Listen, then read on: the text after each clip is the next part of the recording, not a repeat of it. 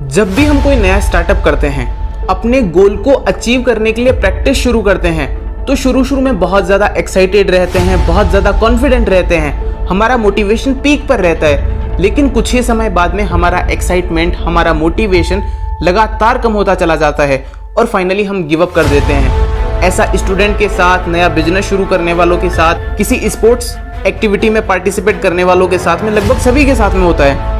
तो आइए आज उन सभी फैक्टर्स को समझने का प्रयास करते हैं जिनके चलते हम गिव अप कर देते हैं, और वो कौन सा तरीका है, वो कौन से सोर्स हैं जिनकी मदद से हम खुद के माइंडसेट को इस तरह रिप्रोग्राम कर सकते हैं कि आगे चलकर गिव अप ना करें।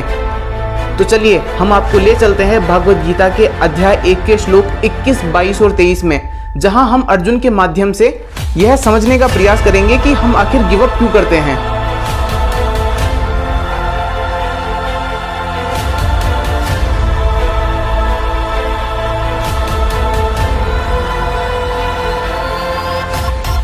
इन श्लोकों में अर्जुन बहुत ज्यादा मोटिवेटेड होके, बहुत ज्यादा एक्साइटमेंट के साथ में अपना धनुष अपने हाथों में उठाकर भगवान से कहते हैं कि हे माधव, मेरे रथ को दोनों सेनाओं के बीच में ले चलिए। मैं देखना चाहता हूं कि ये कौन लोग हैं जो मुझसे युद्ध करना चाहते हैं। ऑल राइट, जैसी तुम्हारी इच्छा। भगवान रथ को दोनों सेनाओं के बीच में ले जाते हैं और कहते हैं कि हे पार्थ, देख लो, पितामह भीष्म, द्रोणाचार्य और सभी कुरुवंशी तुमसे युद्ध करने के लिए खड़े हैं। और जैसे ही अर्जुन अपने पितामह को, अपने गुरुओं को, अपने भाइयों को, अपने पुत्रों को, अपने पौत्रों को, अपने ससुरों को देखते हैं और विचार करते हैं कि युद्ध को जीतने के लिए इन सबको मारना पड़ेगा, ऐसा विचार करते ही अर्जुन का मोटिवेशन, एक्साइटमेंट कम होना शुरू हो जाता है और अध्याय के अंत तक आते आते अर्जुन पूरी तरीके से गिव अप कर देते हैं। हमारे साथ भी ऐसा ही कुछ होता है, बस फर्क केवल इतना है कि यह युद्ध रणभूमि में हो रहा है और हमारा युद्ध हमारे भीतर चलता है। इस युद्ध में अर्जुन को अपने पितामह भीष्म, गुरु द्रोण और अन्य कुरुवंशियों को हराना है, और हमारा युद्ध हमारे मन के डिस्ट्रैक्शंस, हमारे कंफर्ट जोन और हमारी लेजीनेस से है। जैसे ही हम अपने गोल को अचीव करने की प्रिपरेशन शुरू करते हैं, हमारे सामने बहुत सारे डिस्ट्रैक्शंस आ जाते हैं। सबसे ज़्यादा डिस्ट्रैक्शंस तो फैमिली और फ्रेंड्स क्रिएट करते हैं। ये क्या चुना है तुमने, कोई दूसरा करियर ऑप्शन चुन लेते, इसमें कोई फ्यूचर नहीं है, ऐसा वैसा। और अगर फैमिली और फ्रेंड्स से हम बच जाएं तो कुछ ना कुछ लाइफ में ऐसा हो जाता है जिनसे हम डिस्ट्रैक्ट हो जाते हैं और इन्हीं डिस्ट्रैक्शंस के चलते हम गिव अप कर देते हैं। डिस्ट्रैक्शंस के बाद में हमारा सामना हमारी कंफर्ट जोन और लेजीनेस से होता है, जिस कंफर्ट जोन में हम बचपन से रहे, और अब जब अपने गोल को अचीव करने के लिए कंफर्ट जोन को छोड़ना पड़ रहा है, इसके लिए हमारा मन तैयार नहीं होता। जिस आलस्य ने हर रोज सुबह के पहले अलार्म के साथ हमें अलार्म बंद करके सोने को राजी किया हो, जब भी पढ़ने का सोचा, कल से पक्का शुरू करेंगे, ऐसी कमांड हमारे मस्तिष्क को दी हो, हम कैसे उसे समाप्त कर सकते हैं।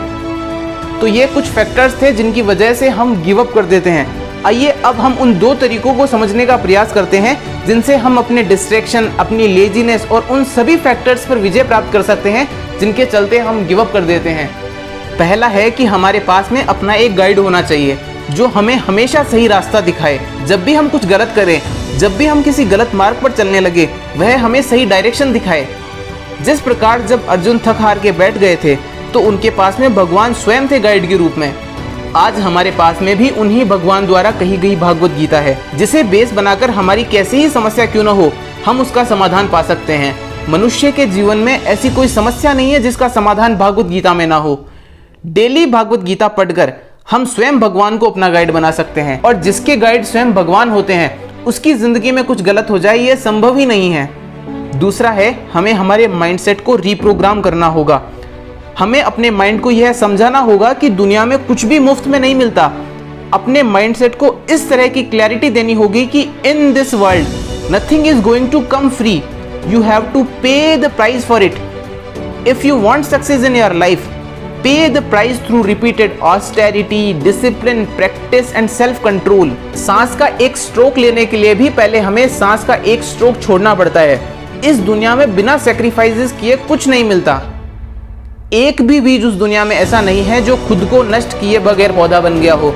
अगर सफलता चाहिए तो त्याग तो करना ही पड़ेगा। We must have to tolerate pain, inconvenience, discomfort and boredom if we want success in our life।